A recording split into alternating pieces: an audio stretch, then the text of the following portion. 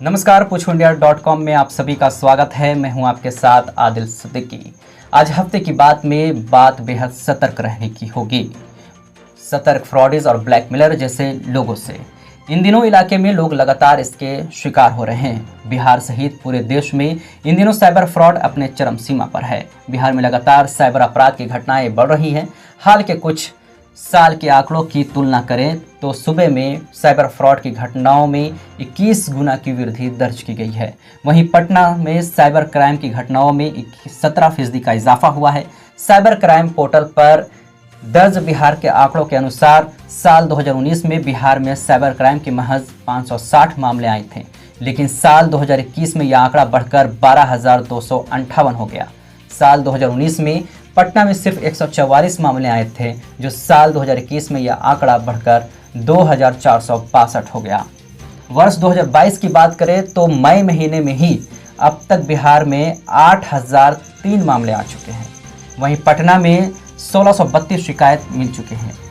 पटना, नवादा, नालंदा, शेखपुरा, गया और जमुई जिले में साइबर अपराध सबसे अधिक सक्रिय हैं। इन जिलों में बैठकर साइबर अपराधी देश भर के लोगों के साथ ठगी कर रहे हैं। हॉटस्पॉट के रूप में चिन्हित इन जिलों के अपराधियों का डेटा कलेक्ट किया जा रहा है। दूसरे राज्यों से भी बिहार के साइबर शातिरों का डिटेल लिया जा रहा है। हालांकि जहानाबाद जिले को लेकर टोटल सरकारी आंकड़े उपलब्ध तो नहीं हैं, क्योंकि गया करीब है और सरकारी आंकड़ों के हिसाब से गया जिले को साइबर क्राइम का हॉटस्पॉट के रूप में चिन्हित किया गया है। तो इससे आप समझ सकते हैं कि जहानाबाद की भी साइबर क्राइम के मामले में कमोबेश वही स्थिति है। और अक्सर आप देखते होंगे कि जहानाबाद में दूसरे राज्यों की पुलिस के द्वारा छापे पड़ते रहते हैं। हाल ही में जिले के कई लोग ब्लैकमेलर और फ्रॉडियों के शिकार हुए हैं।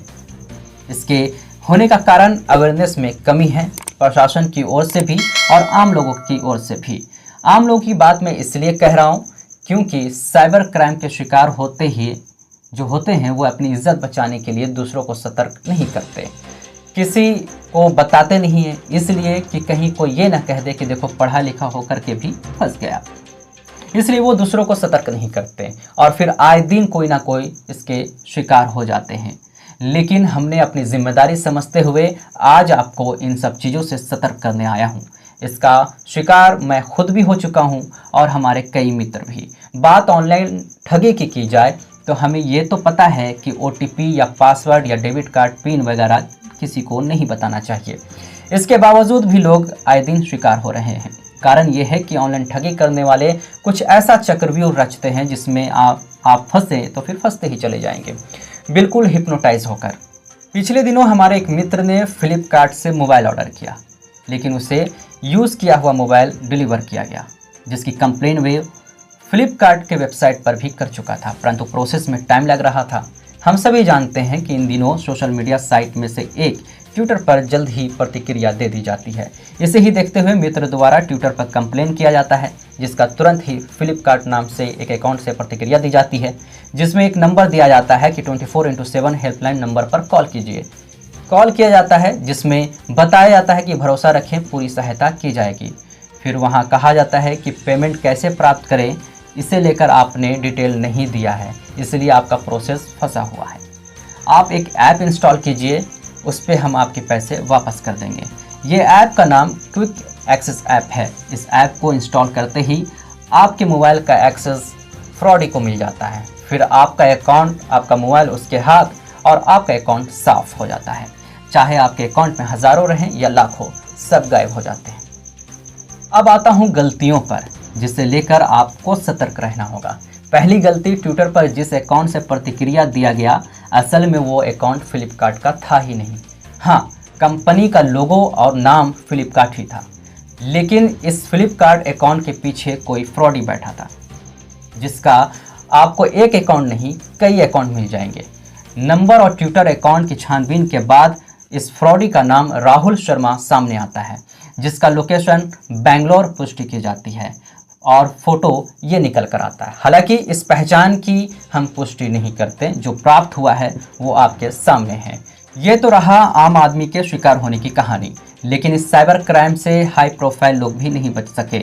एक ऐसा ही मामला देश में सुर्खियों में तब आया था जब पूर्व CJI यानी कि chief justice of India supreme court के पूर्व जज इस साइबर क्राइम के शिकार हुए थे, जिनके अकाउंट से ठगों ने लाखों रुपए उड़ा लिए थे। सुप्रीम कोर्ट के पूर्व मुख्य न्यायाधीश RM लोहड़ा ने अपनी शिकायत में बताया था कि उनके एक पूर्व सहयोगी जज BP सिंह की मेल आईडी से तत्काल 95,000 से 1 लाख रुपए तक की मदद मांगी गई थी। मेल पढ़ने के बाद पूर्व चीफ जस्टिस ने BP सिंह को 1 लाख रुपए ऑनलाइन ट्रांसफ़र कर दिया था। बाद में उन्हें पता चलता है कि जिन पूर्व जज BP सिंह से उन्हें मेल आया था, उनका अकाउंट हैक हो चुका था और वो ठगी के शिकार हो चुके थे। इसी मामले की सुनवाई करते हुए इलाहाबाद कोर्ट ने कहा था कि अगर इस पर रोक नहीं लगी तो साइबर ठग देश को खोखला कर देंगे। तो इन मामलों से आप समझ सकते हैं कि इस साइबर क्राइम से आम से खास तक कोई नहीं बच सका, और इन घटनाओं को आपके सामने रखने का हमारा मकसद आपको सतर्क करना है ताकि आप सुरक्षित रह सकें। इसलिए इस वीडियो को ज़्यादा से ज़्यादा लोगों तक शेयर करें ताकि और लोगों को बचाया जा सके। साथ ही जिले में ब्लैकमेलरों की करतूत भी कुछ सामने आ रही है, जिस पर प्रशासन से हमारी बात चल रही है। जैसे ही कुछ इनपुट निकल कर आता है, उसे हम किसी अन्य एपिसोड में आपके सामने रखने की कोशिश करेंगे। ब्लैकमेलर भी कुछ ऐसा ही करते हैं, आपके मेल आईडी चुरा कर या फिर आपके फ़ोन से पर्सनल डेटा निकाल लोगों को ब्लैकमेल करते हैं। खासकर ये लोग अपने हित के लिए प्रोफेशनल लोगों को टारगेट करते हैं, आपकी छवि धूमिल करने की कोशिश करते हैं, आपकी जान जोखिम में डालने की कोशिश करते हैं। साथ ही महिलाओं के डेटा चुरा कर उन्हें ब्लैकमेल कर पहले तो मिलने के लिए बुलाते हैं, फिर गलत काम को अंजाम देते हैं। ये ब्लैकमेलर ज़्यादातर नेट वाले नंबर या रिवर्स नंबरों का इस्तेमाल करते हैं, जिसे आसानी से लोग पहचान ना सके। ऐसे लोग समाज के लिए काफ़ी घातक हैं, साथ ही अपनों के लिए भी खतरनाक हैं। ऐसे लोग आपके आसपास ही होते हैं, आपके अपने भी हो सकते हैं। ज़रूरत है सतर्क रहने की। अगर आपके साथ भी कोई ऐसी घटना घटी है तो आप हमें बता सकते हैं। अगले एपिसोड में हम कोशिश करेंगे दिखाने की। तब तक के लिए आप सावधान रहिए, सुरक्षित रहिए। नमस्कार।